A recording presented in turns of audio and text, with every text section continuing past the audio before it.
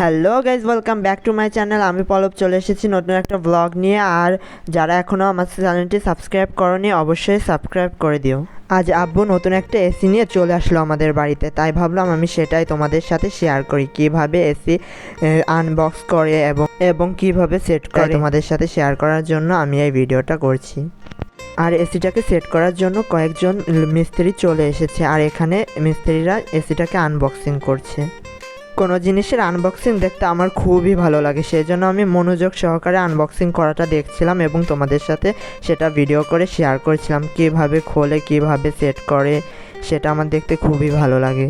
এসির দুটো পার্টি খুলে নিয়েছে এবং সেট করার জন্য ওনারা আমাদের কাছে বলছে যে কোথায় সেট করবে না করবে, মিডিলে করবে নাকি একটু সাইডে করবে, সেই জন্য আমাদের বলছিল আর আমরা সেই মতে ডিরেকশন দিয়ে দিচ্ছিলাম। তো আমরা বললাম কি মিডিলে সেট করতে, আর এখানে কয়েকজন মিস্ত্রি সেট করছে, একজন সেট করছে আর আরেকজন সাহায্য করছে তাকে। আর এখানে এসি লাগাতে গিয়ে আমাদের ঘরের অবস্থা একেবারেই খারাপ। এখানে ড্রিল মেশিন দিয়ে এখানে ছিদ্র করছে, ওখানে ছিদ্র করছে, আমরা তো দেখে অবাক পুরাই। আর তোমরা দেখতেই পাচ্ছ রুমটাও কত অগোছালো হয়ে আছে, কেননা যে এখানে যখন ছিদ্র করছে অনেক ময়লা বের হচ্ছে, বালি, ইটের গুঁড়া, সেই জন্য আমরা সব কিছু উঠিয়ে ফেলেছিলাম আর একটা নষ্ট চাদর বিছিয়ে দিয়েছিলাম যাতে ময়লাটা সেখানেই পড়ে। আর ওখানে রিমোট যেখানে রাখবে সেটা সেট করা হয়ে গেছে, আর এখানে পুরো একটা ফোঁটা করে এখান দিয়ে তার বের করবে সেই জন্য। আর এখানে একজন মিস্ত্রি এসিটা সেট করে দিচ্ছে।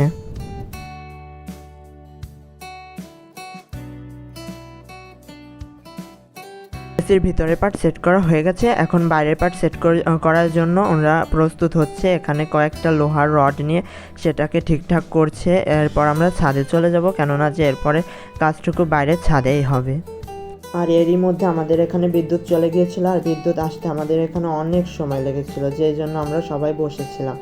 আর বিদ্যুৎ আসার পরই এসির বাইরের অংশে এবং লোহার আংটাটি নিয়ে ছাদে চলে যায় এবং ছাদে গিয়ে ওনারা মেপে দেখছিল কোথায় সেট করা যায়। ওনারা এখানে ভালো করে দেখে মাপ নিয়ে তারপরে এটা সেট করবে, কেননা যে একবার সেট করলে আবার খোলা যায় না, সেই জন্য ওনারা একবারেই সব কাজ করবে। আর এখান দিয়ে দেখছোই একটা কারেন্টের কট নামিয়ে দিচ্ছে, কেননা যে ছাদে বিদ্যুতের কোনো ব্যবস্থা নেই। আর এখানে ড্রিল মেশিন দিয়ে ভেঙে চুরে একাকার করে দিচ্ছে আমাদের বিল্ডিংটা। প্রথমে আমিও এটা ভেবেছিলাম, কিন্তু না, এসির বাইরের অংশ ফিট করার জন্য এটা একটু করতেই হবে। আর এখানে ওনারা সব নাট বল্টু সব কিছু টাইট দিয়ে নিচ্ছে যাতে ওনাদের এসির বাইরের পার্টটা সেট করতে সুবিধা হয়। মিস্ত্রিদের মধ্যে একজন নাট বল্টু সেট করছিল আর আরেকজন পাশ থেকে দেখিয়ে দিচ্ছিল যে এইভাবে করতে হবে। আর এখানে লোহার আংটাটা সেট করা প্রায় শেষের দিকে, আর আমি খুবই মনোযোগ সহকারে দেখছিলাম ওনারা কী করে না করে, কেননা যে এইসব আমার দেখতে খুবই ভালো লাগে।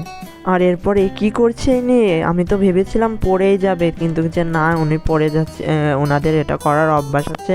আমার ভুল ধারণা, সব কিছুই আমি ভুল ভাবছি, কেননা যে এখানে সব কিছুই আমি প্রথমবারের মতো দেখছি, আর ইনরা হচ্ছে গিয়ে এইসব কাজ করতে করতে অভ্যস্ত। আর পাশ দিয়ে আমার ভাই এখানে চোঙ্গো এনে দিয়েছিল মই, যেটা দিয়ে উনি নিচে নেমে এসির তারটাকে সেট করে দেবে। আর আমি তো ভেবেছিলাম কি নাকি পড়ে যায় না কি করে, আমার খুবই ভয় লাগছিল ওনাকে দেখে। তারপরে ওনাদের মধ্যে একজন বলল যে না, কিছুই হবে না, ওনারা এইসব করতে করতে অভ্যস্ত হয়ে গেছে। এসির ভিতরের পার্ট থেকে এই তারগুলো এনে বাইরের পার্টের সাথে যোগ করবে, এই জন্য ওনারা ধরে রেখেছিল, আর উনি নিচ থেকে এসির ভিতর থেকে বাইরে বের করে আনছিল তারগুলো। আর এই তারগুলো একজন কস্টিপ দিয়ে পেঁচিয়ে দিচ্ছিল যাতে এদিক ওদিক চলে না যায়।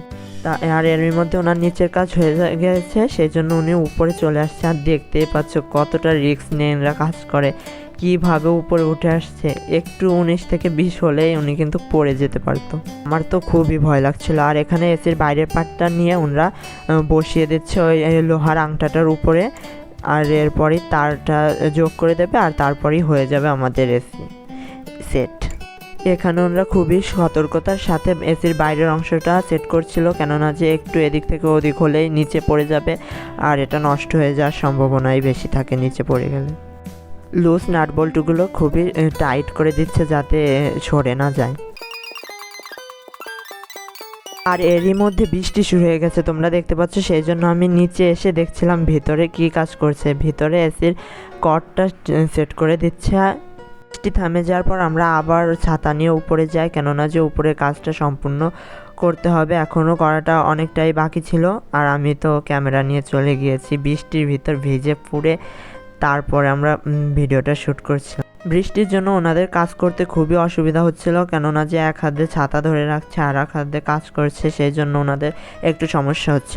তারপরেও যেহেতু কাজটা শুরু করেছে তাহলে শেষ তো করতেই হবে, সেই জন্য বৃষ্টির ভিতরে ওনারা ভিজে পুড়ে কাজ করছিল আর ওনাদের সাথে আমিও গল্প করছিলাম এবং ভিডিও করছিলাম। বৃষ্টির জন্য কাজটা করতে একটু বেশি সময় লাগছিল। বৃষ্টির ভিতর আমি ভিডিও করেই যাচ্ছি আর ওনারাও কাজ করে যাচ্ছে। আর এখানে অনেক সুন্দরভাবে ওনারা সব পাইপগুলো সেট করে দিচ্ছে এবং তারটাও সেট করে দিয়েছে যাতে গরম বাতাসটা বাইরে বেরিয়ে যায় এবং ঠান্ডা বাতাসটা ভিতরে যায়। আর আমি যেহেতু এসবের কিছু বুঝি না, তাই তোমাদের সেইভাবে বুঝিয়েও বলতে পারছি না, এই জন্য আমি সরি।